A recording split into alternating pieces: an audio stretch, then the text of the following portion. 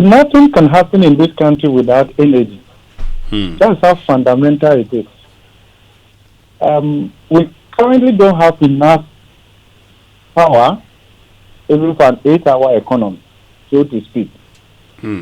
We are talking about scaling up to 24-hour economy. Even if you don't want to proxy the 24-hour economy by 3 shifts of 8 hours, and you want to say that you are calibrating all the sectors of the economy to it fully, industrialization is heavily reliant on energy. Not just energy, but cheap and reliable energy that makes our private sector competitive. Not only private sector, but the public sector overall. Because remember, an inefficient public sector represents cost to the private sector as they interact with the public sector. So without addressing the energy sector and the needed transformation, I think we can't be talking about 24-hour economy or economic transformation, or even if you look at it from structural transformation or productivity transformation. It's as simple as that. But let's look at the more fundamental things. If you look at current level, ECG's revenue collection is at 85%, whilst the world average, global average is 98%.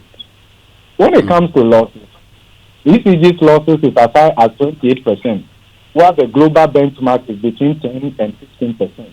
Okay. If you look at across all the indicators, there isn't much that gives you hope without drastic reforms. And you are not seeing those reforms. Even under this new regime, we are not seeing those structural drastic reforms that will transform the sector. We are not seeing that. It's coming down to business as usual. And you can understand why it will come down to that. Largely because of governance and management malice, which you can trace to excessive interference by influential individuals in this country, which creates the kind of managerial incompetence and laxity that we see in there. Beyond that, procurement abuse. You review the ECG report, you will see where ECG has over-invested in some areas and under-invested in other critical areas where they have had to contend with idle inventory for many years, months, while there are deficits in other areas.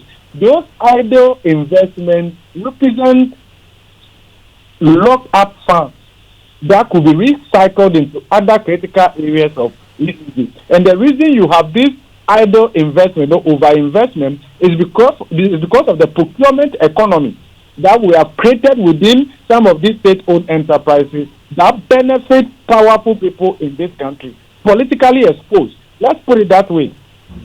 And we see these reports day in, day out, but nothing gets done.